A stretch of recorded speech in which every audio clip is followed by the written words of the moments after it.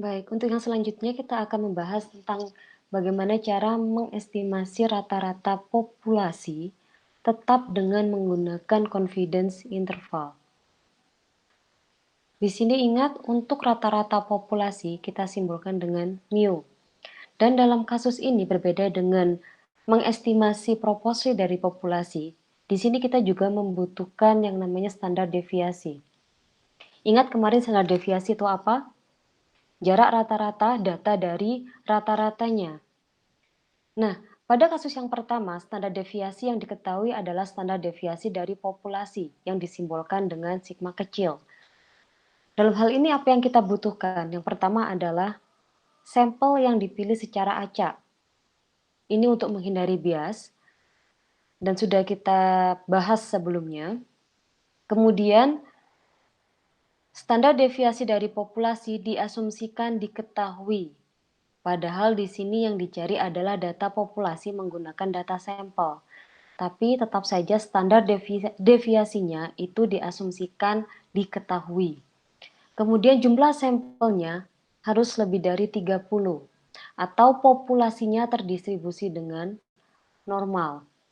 Kemudian apa yang digunakan untuk mengestimasi atau point estimate-nya apa?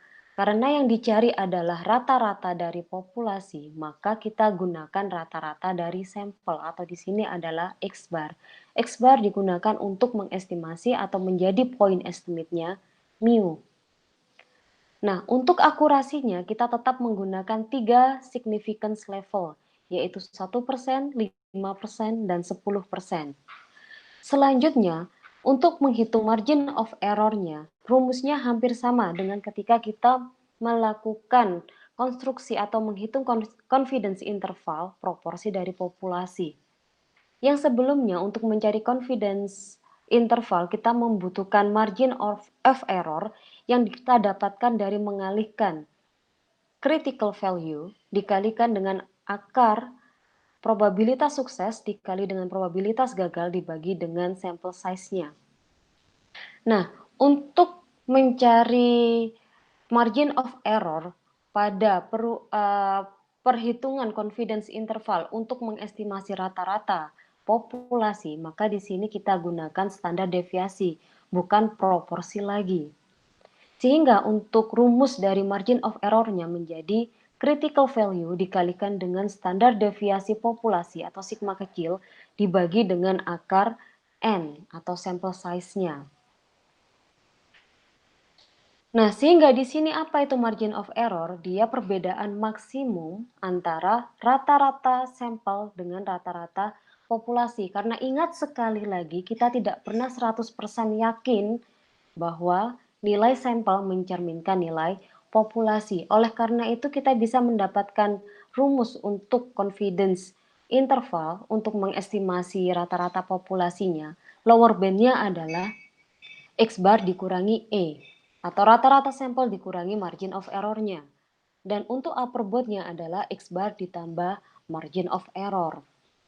Nah, di sini kita memiliki contoh. Yang pertama adalah kita memiliki sampel yang dipilih secara acak yang berisi 40 mahasiswa. Dan kita sudah mengetahui berapa rata-rata detak jantung ketika mereka istirahat, yaitu sebesar 76,3 beat per minute. Kita asumsikan standar deviasi dari populasinya adalah 12,5 bpm beat per minute. Nah, kalian diminta untuk menghitung confidence interval dari 99% confidence level untuk rata-rata detak jantung ketika istirahat. Dan itu rata-ratanya populasi. Sekarang kita cek, kita memiliki apa saja. Yang pertama random sample. Sudah ada keterangan. Kemudian yang kedua adalah di sini kita memiliki standar deviasi populasinya 12,5. Berapa jumlah sampel size-nya? 40. Dan dia memenuhi lebih dari 30. Berapa critical value-nya? Di sini kita memiliki confidence level 99%. Yang berarti bahwa untuk critical value-nya untuk dua sisi adalah 2,575. Dan point estimate-nya atau di sini adalah X bar adalah 76,3. Sehingga untuk margin of error-nya kita bisa dapatkan critical value dikalikan standar deviasi dibagi dengan akar N. Yaitu kita dapatkan 5,08929 atau setara dengan 5,09. Nah, dari sini kita bisa langsung menghitung confidence intervalnya berapa. Untuk lower bound-nya adalah 76,3 dikurangi 5,09 dan untuk upper bound-nya adalah 76,3 ditambah dengan 5,09. Sehingga di sini rata-rata dari populasi berada di antara angka-angka tersebut. Berapa nilai rata-rata populasinya? Kita nggak tahu. Kita nggak akan pernah tahu berapa nilai populasinya jika tidak pernah menggunakan nilai populasi. Yang bisa kita lakukan adalah mengestimasi dia berada di antara berapa angka. Gitu. Yang selanjutnya sama seperti yang sebelumnya, kita juga harus mencari tahu berapa sampel size yang sesuai untuk digunakan. Di sini kita akan diberikan margin of error. Nah, kita breakdown dari rumus margin of error, yaitu critical value dikalikan dengan standar deviasi dibagi dengan akar N atau sample size-nya. Kita keluarkan ini N-nya. Kita keluarkan dan jadilah seperti ini. Sehingga untuk sample size sama dengan critical value dikalikan dengan standar deviasi dibagi dengan margin of error-nya berapa. Selanjutnya baru dikuadratkan. Contohnya di sini kita ingin menghitung confidence interval dengan confidence level 95% untuk rata-rata nilai IQ. Kita asumsikan standar deviasi dari populasinya adalah 15. Nah, kemudian di sini perbedaan antara rata-rata sampel dan rata-rata populasi adalah 2 poin, yang berarti ini adalah E. Pertanyaannya, seberapa besar sampel yang dibutuhkan? Kita cari dulu. Critical value-nya dari 95%, berarti kita dapatkan 1,96. Kita juga memiliki standar deviasi 15 dan E 2. Kita masukkan saja ke rumus yang tadi. Dan kita dapatkan 1,96 dikalikan 15 dibagi 2, kemudian dikuadratkan. Kita dapatkan 216,09 atau 217. Ingat, sekecil apapun koma untuk perhitungan sampel yang berhubungan dengan manusia, kalian bulatkan ke atas. Nah, sebenarnya ketika kita menghitung atau melakukan estimasi terhadap nilai populasi menggunakan unsur dari populasi, yaitu tadi standar deviasi populasi atau sigma kecil, itu sangat aneh. Karena apa? Seharusnya kita tidak mengetahui apapun tentang populasi, tapi kita tetap menggunakan salah satu unsurnya. Oleh karena itu, di sini yang paling memungkinkan adalah kalau seandainya kita benar-benar tidak mengetahui nilai dari populasi, baik itu rata-rata ataupun standar deviasinya, maka kita gunakan apa yang dimiliki sampel, dan itu lebih realistis. Akan tetapi, di sini untuk penggunaan nilai dari sampel itu sendiri tidak memungkinkan untuk menggunakan z-score sebagai critical value. Oleh karena itu, ketika kita memang menggunakan sampel yang kecil, atau kita menggunakan data-data dari sampel yang sebenarnya lebih kecil daripada populasi, maka kita gunakan t-score. Nah, untuk t-score ini hampir sama dengan z-score. Bedanya adalah z-score untuk jumlah sampel yang besar atau bahkan populasi. Sedangkan untuk yang t-score dia untuk sampel yang kecil atau dia di bawah 30. Nah, persyaratannya apa? Random sample tetap. Kemudian untuk N, sample size-nya di sini, baik itu N ini besar adalah populasi ataupun untuk sampel, dia kurang dari 30 dan terdistribusi dengan normal. Nah, untuk rumus z-score, untuk mencari z-score sendiri, rumus yang kita gunakan di sini kemarin adalah nilai dari sampel atau di sini adalah X bar dikurangi nilai dari populasi dibagi dengan standar deviasi sampel dibagi dengan akar N. Nah, untuk T-score sendiri itu hampir sama, akan tapi di sini kita tidak menggunakan standar deviasi dari populasi, melainkan standar deviasi dari sampel. Nah, kemudian bagaimana caranya mencari critical T? Tidak hanya dibutuhkan confidence level atau significance level, melainkan kita juga membutuhkan yang namanya degree of freedom atau DF. Nah, untuk mencari DF sendiri di sini kita dapatkan dari sample size dikurangi 1. Nah, apa sih sebenarnya degree of freedom di sini? Degree of freedom di sini adalah kita diberikan satu kesempatan untuk menebak angka terakhirnya itu apa. Katakan di sini saya memberikan kalian kalian diberikan 10 slot angka. Tapi yang diketahui hanya 9. Kemudian diminta untuk mencari rata-ratanya, rata-rata dari ke-10 angka itu menjadi 100. Nah, satu angka yang tersisa tadi itu bisa kalian isi apapun, yang penting hasilnya adalah rata-ratanya 100. Itu adalah kenapa kita menggunakan degree of freedom. Jadi overestimate, kita melakukan overestimate. Contohnya di sini bagaimana cara mencari critical value. Kita memiliki sampel 23 dan dia terdistribusi dengan normal. Diminta untuk mencari critical value-nya dengan confidence level 95%. Karena sampel size kita adalah 23, maka degree of freedom-nya 23 kurangi 1, yaitu 22. Dan untuk confidence level 95%, maka significance levelnya adalah 5%. Nah, untuk mencari critical T sama dengan critical Z atau dengan menggunakan Z-score, maka kita gunakan tabel distribusi T. Nah, pada tabel distribusi T ini, untuk baris yang pertama ini mencerminkan significance levelnya, entah kalian pada pengujian satu sisi atau pengujian dua sisi. Kemudian untuk baris yang pertama ini mencerminkan degree of freedom-nya.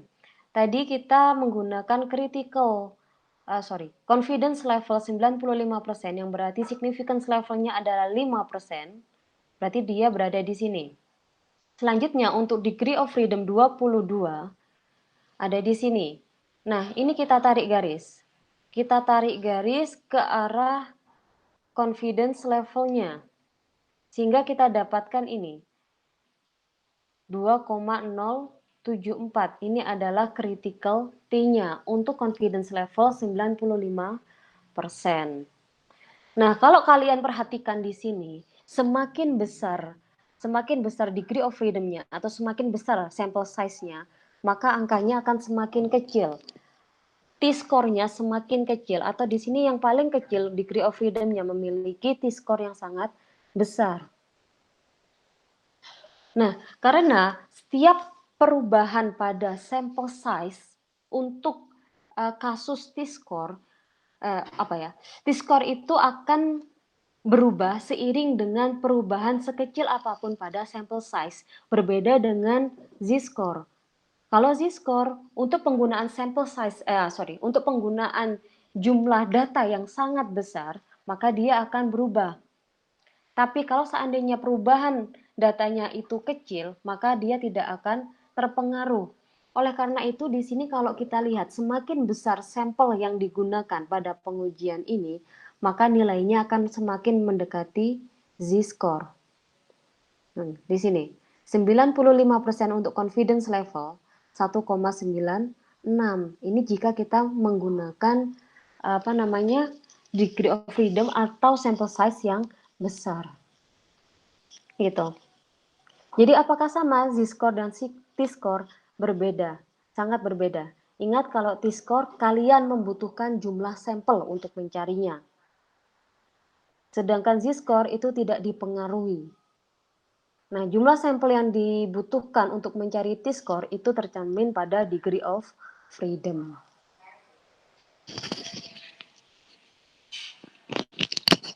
Nah, selanjutnya adalah setelah kita mengetahui berapa critical value-nya, maka kita bisa mencari yang namanya margin of error. sekali lagi rumus dari margin of error adalah critical T di sini karena kita menggunakan sampel yang kecil dikalikan dengan standar deviasi sampel, kita sudah menggunakan S bukan sigma kecil lagi, dibagi dengan akar sampel size-nya. Nah, setelah mendapatkan E, baru kita mencari confidence intervalnya dengan cara yang sama, yaitu lower bound-nya, point estimate X bar dikurangi dengan E, dan untuk upper bound-nya, point estimate X bar ditambah dengan E.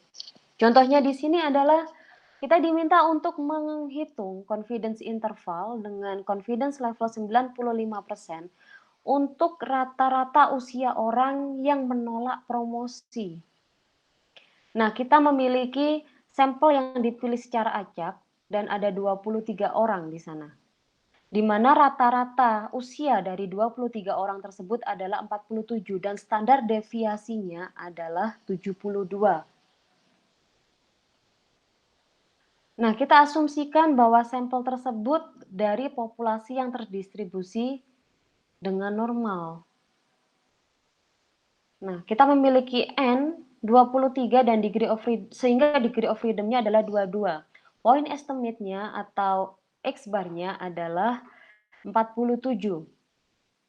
Maaf, di sini standar deviasinya adalah 7,2. Standar deviasi dari sampelnya 7,2. Kemudian untuk alfanya adalah 5%. Ini tadi dari confidence level yang 95%, sehingga didapatkan critical T-nya adalah 2,074. Kemudian kita cari nilai margin of error-nya, tinggal mengalihkan critical value dikalikan dengan standar deviasi sampel dibagi dengan akar N-nya dan kita dapatkan 3,114. Sehingga untuk confidence intervalnya adalah X bar dikurangi E, 47 dikurangi 3,114, dan untuk upper bound-nya 47 ditambah dengan 3,114. Sehingga untuk rata-rata usia orang yang menolak promosi ada di antara angka-angka ini. Nah, tugas kalian selanjutnya adalah yang pertama pada pengujian dari sampel yang dipilih secara acak ada 1.300 medical lawsuit. Jadi ini adalah kasus di dunia medis.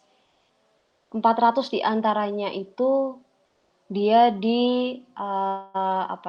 ditolak. Nah, silakan dicari point estimate untuk proporsi populasinya. Kemudian hitunglah confidence intervalnya. Pertanyaan selanjutnya adalah apakah hampir semua, ingat, apakah hampir semua kasus itu ditolak? Entah ini ditolak atau selesai. Bukan selesai. Selesai tapi bukan dengan penyelesaian. Jadi istilahnya itu ditarik kembali kasusnya. Nah, kemudian yang kedua adalah dari sampel yang dipilih secara acak untuk kasus 190 bayi yang lahir dari ibu yang menggunakan kokain. Nah, rata-rata berat badan dari bayi tersebut adalah 2.700 gram dengan standar deviasi 645 gram. Di sini kalian diminta untuk menghitung confidence interval dengan confidence level 99% untuk rata-rata berat bayi tadi, populasi berat bayi tadi. Baik, sekian.